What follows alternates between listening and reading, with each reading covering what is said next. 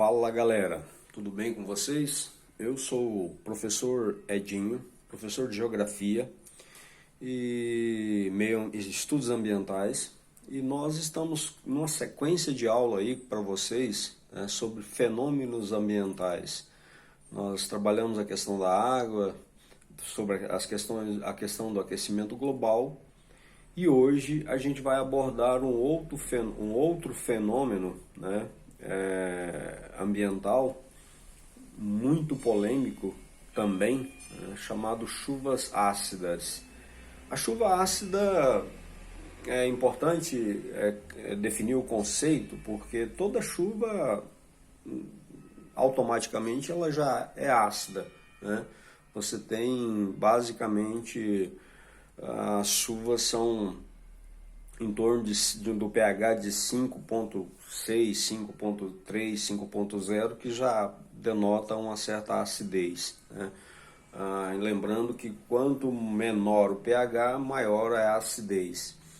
A chuva, naturalmente, quando você vê ela, dependendo de certa circunstância, ela já apresenta uma certa acidez, né?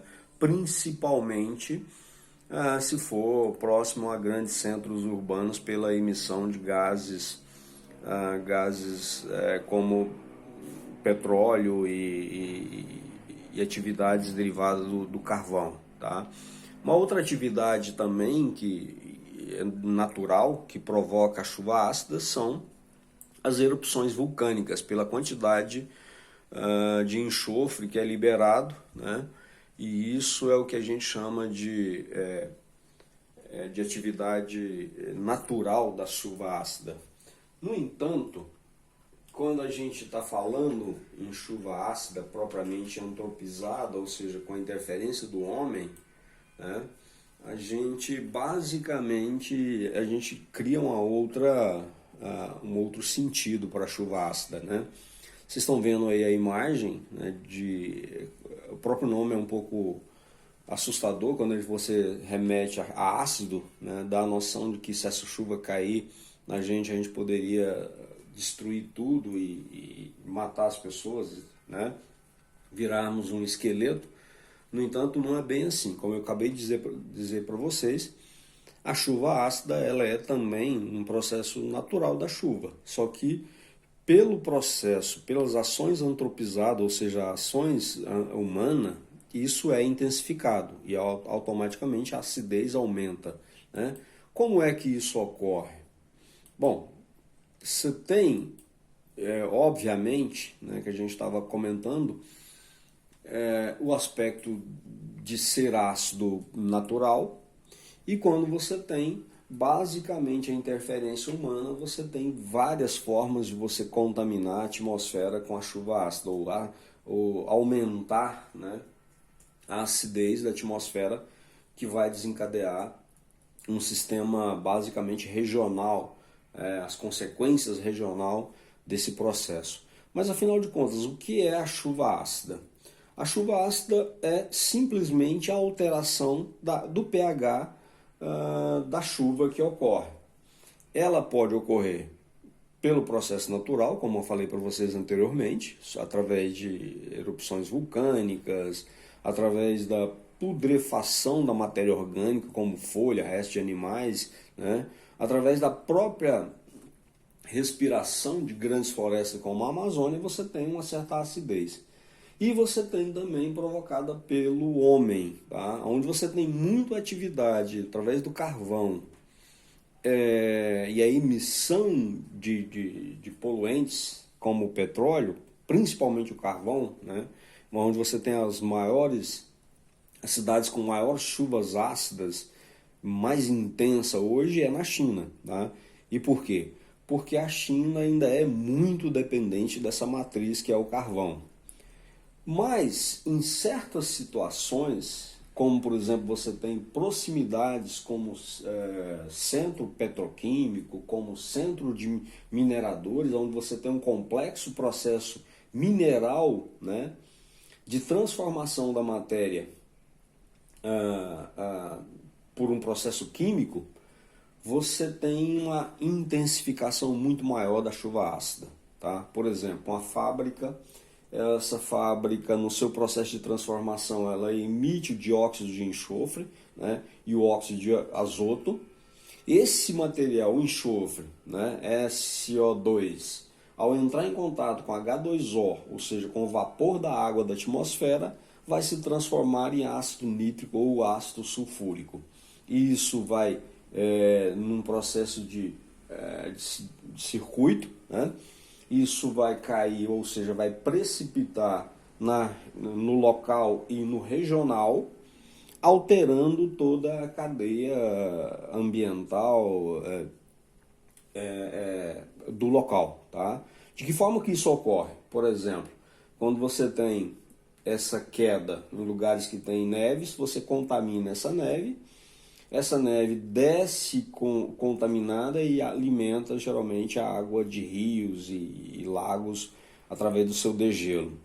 Outra forma também de contaminação é o solo, quando você tem a lixiviação, ou seja, a retirada da matéria orgânica, tá? Você tem um empobrecimento ou a esterilização do solo a partir dessa chuva ácida. Tá? E também o aumento da toxicidade, ou seja, o aumento da quantidade de alumínio que vai ser um elemento de inibição do desenvolvimento biológico nesse solo. Tá? Desaparecimento de vidas aquáticas, muitas vezes você vê a quantidade enorme de peixes e outros animais aquáticos que não suporta a transformação ou a mudança do pH e simplesmente desaparecem ou morrem em massa. Tá? Isso são algumas das consequências das chamadas chuvas ácidas. Outra consequência também é a questão do estrago, né, em monumentos, em estruturas prediais e histórica, como é o caso aqui, por exemplo. Tá? Você tem uma figura que foi basicamente exposta por muito tempo e ela se transformou nisso. Então, ataques, por exemplo, a estrutura de ferrovias, a estrutura de monumentos históricos. Tá? Então, esse é um outro fator de consequência danosa, ou seja, nociva, provocado pela chuva ácida. Tá? A outra questão também, outra consequência, é muitas vezes o desfolhamento, né? Ou seja, a caída das folhas provocado pela alteração do pH de florestas inteiras. Né? Então você tem outra, e essa é uma outra consequência. E obviamente quando a floresta desaparece, você tem uma série de outros problemas desencadeados, como por exemplo deslizamento de encostas, assoreamento de rios. Tudo isso vai ser uma consequência dessa morte dessa floresta por conta desse desfolhamento. Tá? No caso, para nós aqui, para os nossos alunos, né, a qual eu estou me direcionando com maior ênfase, que é a região sudeste catalão, a gente tem uma atividade bastante peculiar ou bastante próxima a esse tema que a gente está trabalhando, né, que são as mineradoras que a gente tem no entorno do sítio urbano de Catalão. Você tem algumas mineradoras que tem um processo químico de transformação de uma rocha chamada rocha apatita para a produção de um minério chamado fosfato. O que ocorre é que a partir do momento que você tem essa transformação, você tem que utilizar um processo químico bastante complexo, né? Com a utilização, por exemplo, de enxofre, de amônia, de ácido sulfúrico, de ácido cítrico, de gesso, que automaticamente são elementos, né, particularmente o enxofre, são elementos que intensificam a acidez da atmosfera. Tá? Isso é uma situação de preocupação, tá? Mas também a gente percebe que há um certo cuidado em relação a isso, diferente do que ocorria no passado. Tá? Você tinha uma cidade com atividades muito parecidas com essa no Brasil, que era Cubatão, em São Paulo, e era, por conta até dessas atividades, era considerada a cidade mais poluída do planeta. É obviamente que as legislações ambientais mudaram, tá? E hoje você tem a presença de filtros, né, particularmente nessas novas instalações, como é o caso de Catalão, que impedem esses elementos particulados de circularem e aumentarem de forma muito intensa estas chuvas ácidas, tá?